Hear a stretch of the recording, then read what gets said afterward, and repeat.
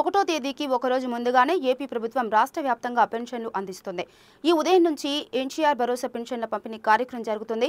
63,77,943 మంది లబ్ధిదారులకు పెన్షన్ల కోసం 2,717 కోట్లను విడుదల చేసింది. పల్నాడు జిల్లా యలమందలో ముఖ్యమంత్రి చంద్రబాబు నేరుగా లబ్ధిదారుల ఇంటికి వెళ్లి పెన్షన్లను పంపిణీ చేశారు. సారమ్మ అనే వితంతువు ఇంటికి వెళ్లి పెన్షన్ నగదును అందించారు. కరోనా సెకండ్ వేవ్ సమయంలో ఆమె భర్త చనిపోయాడు. వారి కుటుంబ పరిస్థితి గురించి చంద్రబాబు అడిగి తెలుసుకున్నారు. ఇంటర్ చదువుతున్న సారమ్మ కూతురికి నీట్ కోచింగ్ ఇప్పించాలని అధికారులకు సూచించారు. సెల్ ఫోన్ షాపు పెట్టాలనుకున్న ఆమె కుమారుడికి ఎస్సీ కార్పొరేషన్ ద్వారా ₹1,00,000 రుణం, మరో 2 లక్షలు సబ్సిడీగా ఇప్పించాలని అధికారులను ఆదేశించారు. అలవాట్లు ఏమైనా ఉన్నాయా? తాగుడు కానీ అవన్నీ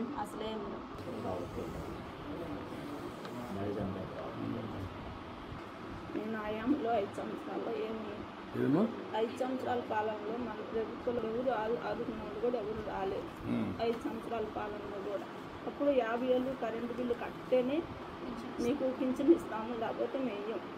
సచివాలయంలోకి వచ్చిన పింఛన్ ఎన్నికలు కూడా టైం ఉన్నప్పుడు చదువుకోకూడదు.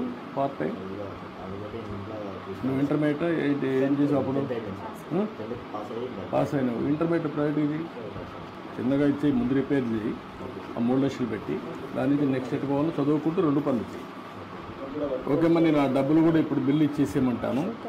ఇది కూడా పెట్టిస్తాం, సోలార్ పెట్టిస్తాం. ధైర్యంగా ఉండండి. ఈ పాపని ఏం కావాలో అవన్నీ ఇప్పించి చదివించాలి. నాకు MBBS చేసేట్టుగా మీరు మెంటరింగ్ చేయాలి. రేపటి నుంచి ఈ పాపని జిల్లా అడ్మినిస్ట్రేషన్లో ఉండాలి. ఒకటి టేక్ లాజికల్. ఓకేమ్మా, చదువుకోవాలి.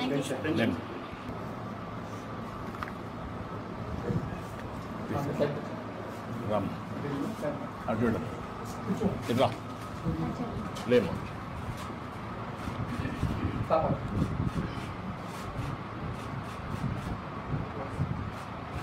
రామ్ ట్రెండ్ పిల్లలు ట్రెండ్. కరోనా టైంలో మన వాళ్ళకి ఇంటికి వచ్చాం సార్. ముందాక నేను దగ్గర కాలేసి చంద్రన్న జై జై చంద్రన్న జై జై Chandranna. Very good, very good. బాగా వెరీ గుడ్. మీకు మళ్ళా కేటగరైజేషన్ వస్తున్నాం. ఇప్పుడు మాలామాదిలో కూడా కేటగరైజేషన్ తీసుకొస్తాం. దాంట్లో కూడా నీకు బెనిఫిట్ వస్తుంది. బాగా చదువుకో పైకి వస్తుంది.